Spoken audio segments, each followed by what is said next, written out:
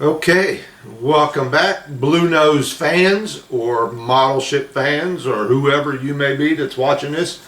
I got the deck planking done, so we've got all the planking done now, the hull and the deck. Now I'm going to show you a few things and the process I go by where I'm sanding and some of the fillers I use. I'm not putting any fillers on the deck. So let me get the camera turned around. And I believe we're into part 14. So we're moving right along. The first thing I'm going to show you is I'm going to zoom in on my nibbing. And I really like that. I think it came out nice. It was a lot of work, but once you got the hang of it, you just knock them out. You get one side done. You put some clamps or whatever in there, and then you go to the other side. And when you get that side done, you come back and the other one's pretty well set up. You just kept working back and forth. Came out real nice. Let me see what I got here. I think on the rear deck, yeah, on the quarter deck I had 45 planks. On the fore deck I had 39 for a total of 84 planks. Now you're probably saying, well, how did I come up with an odd number? Well, remember, you got the one in the middle, the very first one, that splits from side to side. So actually you got, what is it, 22 and a half on one side, 22 and a half on the other, and that's 45, I think. Alright, so let me get the camera turned around, and the first thing you're going to see, I'm going to zoom in on this nibbing, and then we'll back out and I'll show you where I went from there. Alright, so here we are. That's about as close as I can get zoomed in with the camera here. I'm about 3.5 feet away from it, but I'm trying to catch the light just right. But you can see the nibbing going on, and if I bring a pointer up here to the camera, maybe I can make this work. Let me see. Right up around through here and down along this edge. You can kind of see it going on there. And that covers the whole edge of that deck planking where it meets the waterway. And did the same thing on the back. I do not see this very well in my little camera lens thing here, so I don't know if this is showing up all that great. Okay, so let me zoom back out a little bit here, and I'll show you what I went through and what I did to get this deck just about perfect. Okay, before I get started, I want to show you a little something. If you buy any kind of electronics or anything that gets styrofoam in it, save them little pieces. Now this is like a plastic styrofoam. It's real flexible, and this came out of some kind of electronics I bought for my son for Christmas. I told him save them things, I want them. And this ship fits right in there real nice, and it was perfect the way it's sitting for me to work on this deck. And if you notice, I haven't bought no expensive jigs or made anything. I was going to use a small vise I got to hold this thing, but then I would have been restricted to this one level, and that would have been it.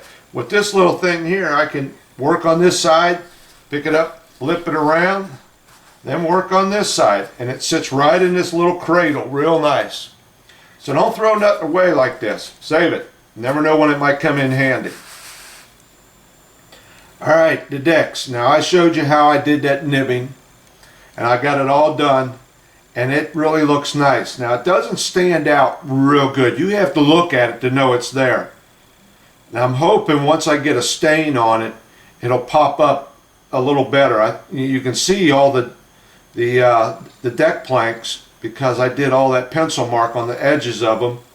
So I'm hoping that will all pop out if I put the right stain on it.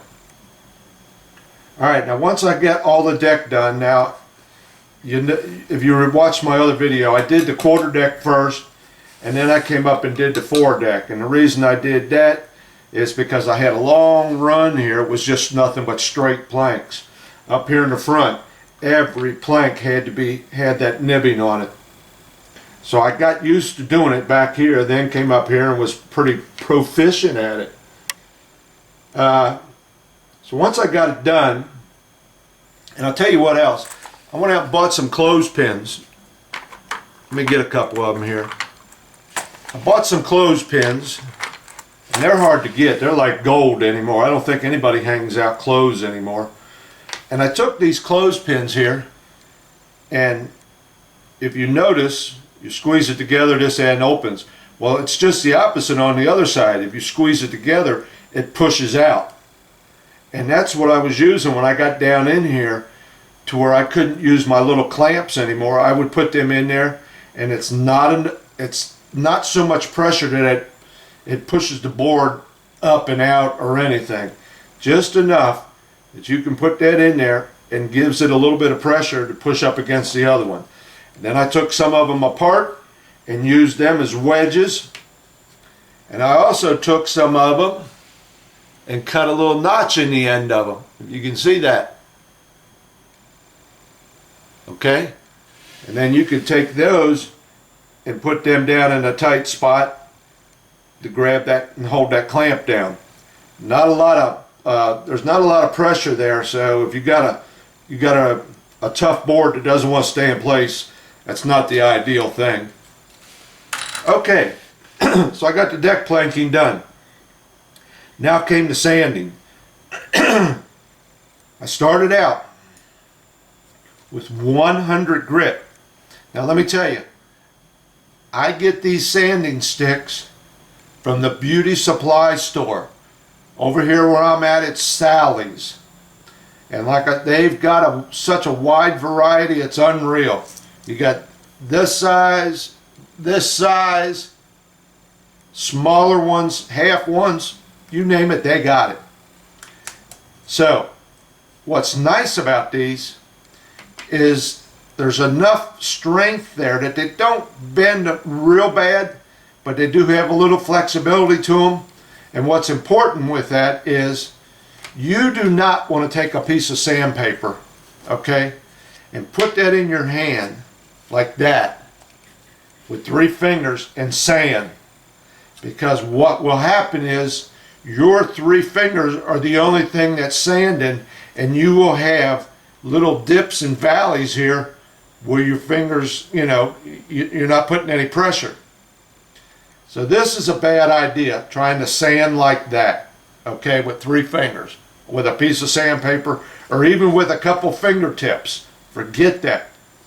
You want, even when I was in the body shop business, we used to take a yardstick. Now pretend this is a yardstick, you know, and we cut it up because that was a real nice piece of wood, a yardstick was.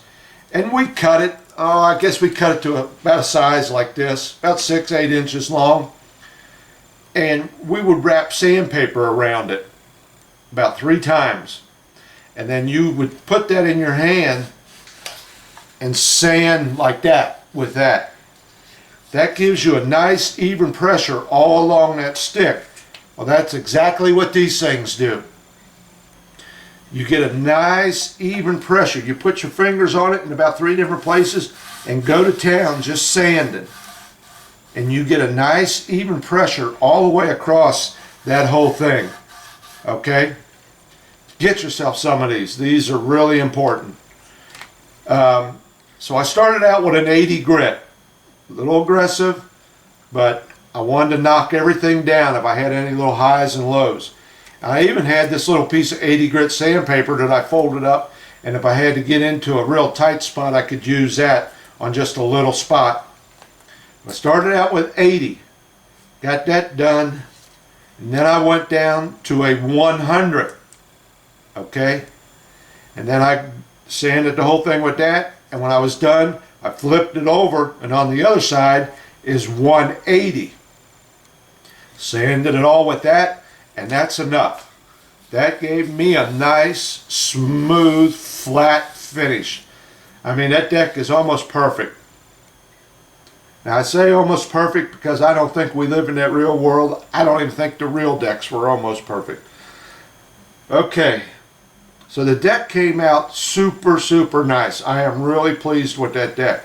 And I want to tell you something else. I noticed a couple other model makers that have this ship. They, and I can't remember the name of it. The model is about the same size, but it's a different model maker.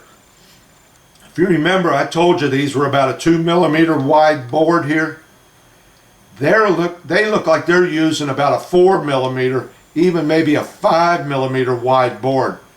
So you're looking at twice the width on a board on that other model. Personally, I think this is more in proportion. I think this looks a lot better, this little 2 millimeter wide board. The problem with this board though is, if you want to put little pinholes in it where like there's fake plugs where they nailed it down, man, you know, that is almost going to be impossible to get 2 little holes in each board. They'd have to be so small, you know, it's not worth it. I'm not going to do it. Also, I am not going to divide my planks up, you know, where you come along later, take a measurement, you know, and maybe every third board is 10 millimeters long, and you put a mark there, or 10 centimeters, whatever. I don't know. I'm not real, you know, let me guess. Let's say like, yeah, like maybe 10 millimeters, and you would put a mark. That seems awful drastic. But you put a mark about every third board to give the illusion, you know, that you got separate planks being laid down. I'm not going to do that. Number one, like I said, this is such a small plank that I think it's just gonna make it too busy. Okay, let me throw this in here. Now I know I might get a comment or two, but to head you guys off, I know that there is no planking in reality, prototypical, that would be as long as what I've got the plankings. I believe this ship was originally 143 feet long or something like that. So that would make the planking back here probably somewhere around 80 feet. And I know there's no planks like that. But like I said, with these little thin 2 millimeter boards, I'm afraid it would be too busy if I went and put these little lines in there to break up the planks. And I did a little sample of that on one of these deck pieces I got that I'm going to stain on, and it's probably not showing up real good. There you go. Brought it up closer. Can you see that?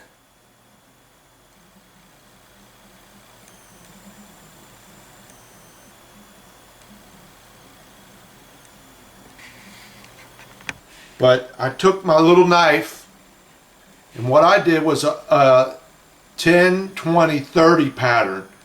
So every third board comes back to match the first line. So I got a 10, 20, 30. And then I start over again. 10, next one 20, next one 30. Then you start over again to break it up a little bit so that every other board. Now there's all kinds of ways to do this. I've seen a ton of ways to lay deck planking, but I'm sitting here looking at this and it's just too busy. I don't like it. I'm not going to do it. Now maybe if these boards, this planking was a little bit thicker, like I said, this is 2 millimeters. Maybe if this was a 4 millimeter board, I might do it. But right now, I'm not happy with it. I'm not pleased with it. And it'll look, I think it'll take away from the appearance of the deck. Like I said, I know in reality there is no plank that long. But once again, this is my ship, and this is the way I want to do it. I like it this way. You probably will find guys that will cut in the plank marks or even cut the planks and lay them down separately. You have to be very careful with that, because I told you that not all these planks are the same width. When I was laying them on the edge and doing the pencil thing, I noticed that there was a few planks that was a little higher, just a hair higher than the next one. And if you lay them down and you don't get the same width all the way down in one row, you come along, you're going to have a gap in there on the next row. So if you're going to do this with this little thin stuff, either you're going to have to sand them all down perfectly the same size, or you come along and use your knife to cut the lines in, which would probably be simpler. Now I can't put a pencil mark in there because these lines are so thin from this knife that a pencil point won't fit down in there to darken it. So I'm not going to mess with it. So what you see is what you get. And you will probably get guys that will do that each individual board, but then they probably won't come along and do this nibbing. You know, I don't know. To each his own. Like I said, it's my ship, and that's the way I want to display it. And you're going to have a lot of stuff on this ship. There's a lot of parts got to go on this deck. It's not going to really show up that much. Okay, on with the rest of the show. Okay, sorry about the little interruption there. I had to go get something to drink. I was losing my voice. I still am. So I got the deck all done. The deck is finished other than being stained. Now, when it comes to the stain, what I did was took some of my little pieces I had left over, and there we go. I made me some little small decks that when I get some stain, I'll probably get 2 or 3 different kinds, and I will have something to try them out on. Okay? So I just took a little piece of cardboard and glued some of them little pieces on there, and I'll try staining that before I ruin the model and put something on there I don't like.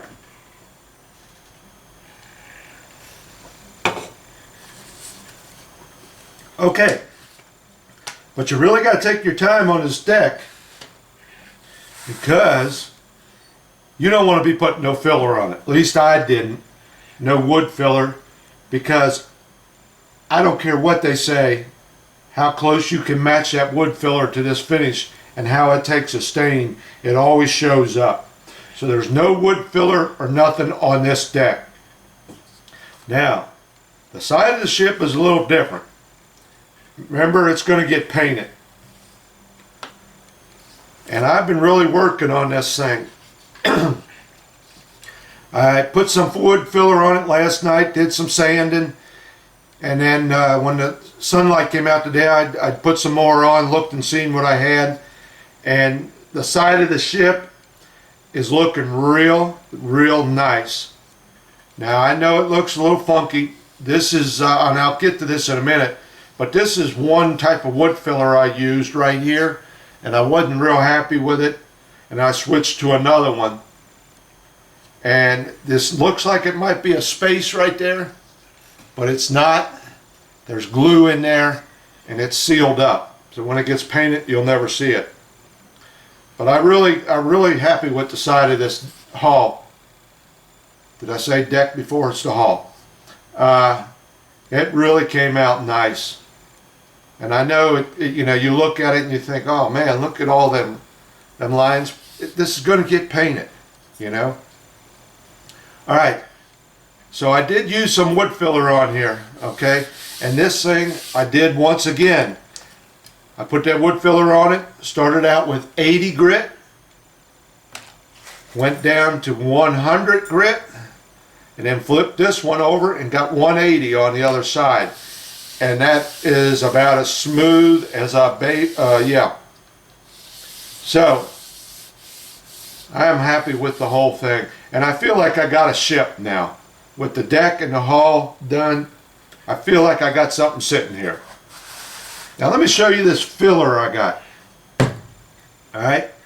I am a big fan of 3M. 3M put something out, and I will probably buy it.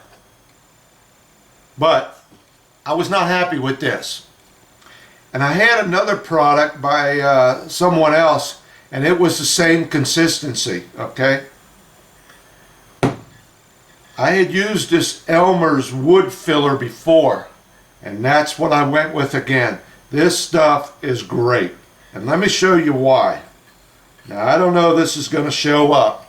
Got a little piece of cardboard here. Let me put a little line of this on here.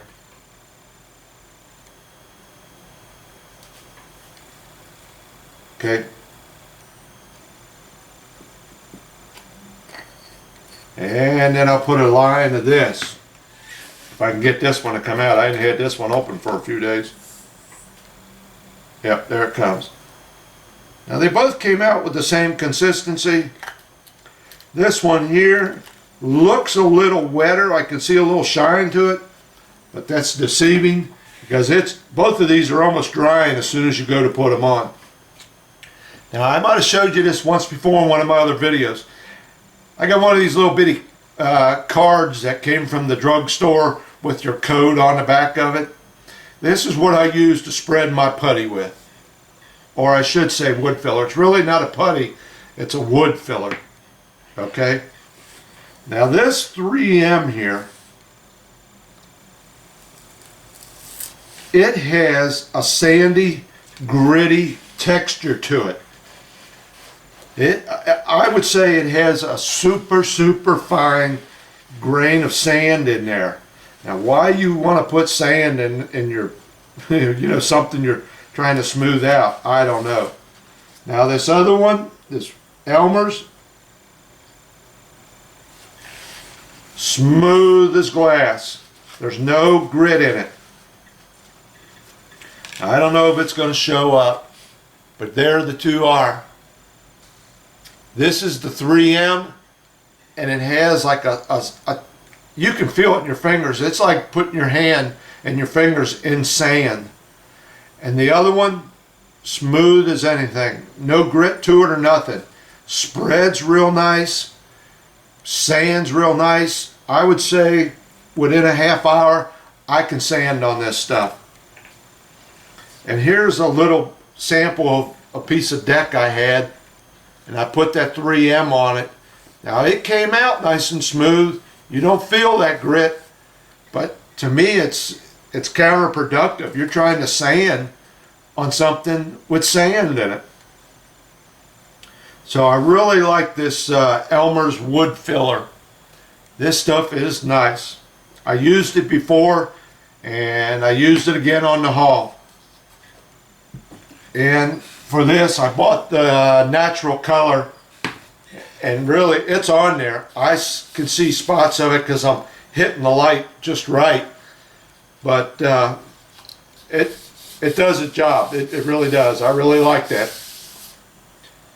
So that's up to you. Everybody's got their preference on what they like and what they don't like, but don't just put this on with your finger, because that just, you know, you're going to have a lot more sanding to do. Take it, put a little dab on there, and spread it real good with this. You'll get a nice, even, flat flow to it and finish. Takes very little sanding. Okay? Now, there is some more little spots I can see here and there, but I'm going to primer this. The next step will come to this haul will be the primer. And then I'm going to give it a light sanding again with one of these sticks, and I will be able to see any highs or lows or imperfections. And then I'm going to use another product, and I'll have to go get some because I'm out of it, and I'll show you what that is. And I'm looking for a nice smooth finish. I know you do all this work putting all these planks on here, getting them just right, and you're going to cover them all up. But that's the nature of this ship. It had a painted hull. So I want to get it looking as nice as I can get it.